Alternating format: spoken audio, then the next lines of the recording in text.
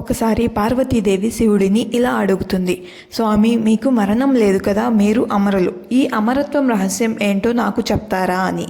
అప్పుడు శివుడు, ఈ రహస్యం చెప్పాలంటే ఎవరూ లేని ప్రదేశానికి వెళ్ళాలి, ఎందుకంటే ఈ అమర్ కథ విన్న వాళ్ళు అమరులవుతారు అని చెప్పి హిమాలయాల్లో ఉన్న ఒక గృహ దగ్గరికి బయలుదేరుతారు. దారిలో తన వాహనమైన నందిని ఒక ప్రదేశంలో వదిలేస్తాడు. ఆ ప్రదేశాన్ని ఇప్పుడు మనం పెహల్గాం అని పిలుస్తున్నాం. అలాగే చంద్రుడిని చందన్వారిలో, సర్పాన్ని శేషనాగ్ చెరువులో, తన అధీనంలో ఉండే పంచభూతాలను పంచతర్ని దగ్గర విడిచిపెడతాడు.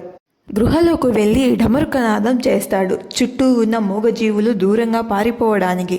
తర్వాత కాలాగ్నిని సృష్టించి గృహ చుట్టూ మంటలు వ్యాపించి ఎవరూ లోపలికి రాకుండా రక్షణ కవచాన్ని సృష్టిస్తాడు. గృహలో పార్వతీదేవితో కూర్చొని శివుడు ధ్యానంలోకి వెళ్ళి అమర్ కథను చెప్పడం మొదలు పెడతాడు. కథ పూర్తయ్యేసరికి పార్వతీదేవి నిద్రలోకి జారుకుంటుంది. ఆమె అమర్ కథ వినలేదు. అప్పుడే పుట్టి గుడ్ల నుంచి బయటికి వచ్చిన 2 పావురాలు ఈ కథను విని అమరులు అవుతాయి. శివుడు కోపంతో త్రిశూలాన్ని వాటిపైకి వదలబోతాడు, కానీ అవి అమరులు అని గ్రహించి ఆగిపోతాడు. శివుడు అమర్ కథ చెప్పిన గృహాన్ని మనం ఇప్పుడు అమర్నాథ్ అని పిలుస్తున్నాం. ఇక్కడ మంచుతో స్వయంభుగా వెలిసిన శివలింగం ఉంటుంది. ఇప్పటికీ ఆ పావురాలు ఆ గృహలోనే ఉన్నాయని నమ్ముతారు. ఈ వీడియో కనుక మీకు నచ్చినట్లయితే లైక్ చేయండి.